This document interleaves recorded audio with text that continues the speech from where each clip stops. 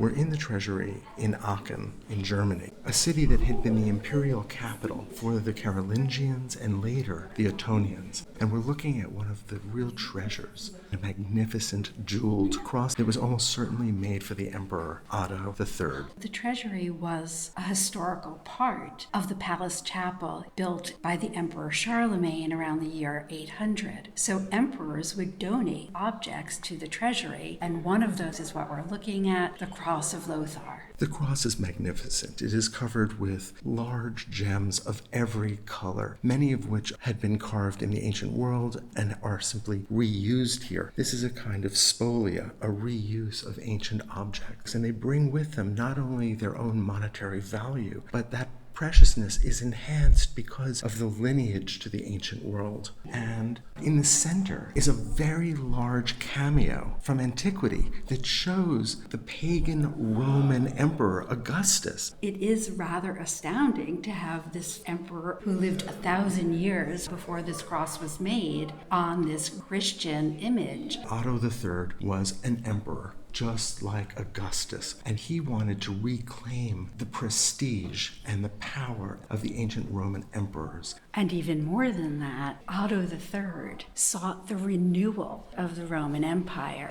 and he actually made Rome the capital of his Holy Roman Empire. Otto III is one of a number of Ottonians, that is, a dynasty of rulers that came to power after the Carolingians. What we see here is Otto III not only connecting himself back to the first emperor of Rome, Augustus, but also connecting himself to a Carolingian emperor, Lothar II. And we see the crystal seal of Lothar II toward the base of the cross. So here is Otto III very self-consciously connecting himself back to ancient Rome and also Lothar II, a Carolingian emperor. Lothar must have been representing himself in the likeness of an ancient Roman emperor himself. And so Otto III is just continuing that tradition. The reuse of forms like stones is typical of the Ottonians, who were anxious to connect themselves to this broad European history of rulership. And this is a technique that even the ancient Romans had used. The 4th century emperor, Constantine, who during the medieval period was understood to be Christian, himself borrowed sculptures from earlier emperors that were deemed to be good emperors and put them together on his enormous triumphal arch. And so Otto III is continuing in the footsteps of these earlier rulers. Let's take a look at the other side of the cross. At first glance, the other side of the cross looks almost plain, but then the light catches the fine lines that have been engraved into the surface, and we see Christ hanging from the cross. His body is pulled down by gravity, and we can see the pain within the posture of the body. And blood spurts from his side. On either side of the arms, we see the sun and the moon, and above the hand of God, who's reaching down with a wreath to crown Christ. And the triumph of good over evil can be seen in the form of a serpent. It's interesting to think about these two very different sides of the cross. One which is so colorful and so three-dimensional, and this side which is flat. And to me, this feels like the earthly side, Christ suffering here on earth as a human being. And the other side seems to me like it represents the idea of paradise, of eternal life.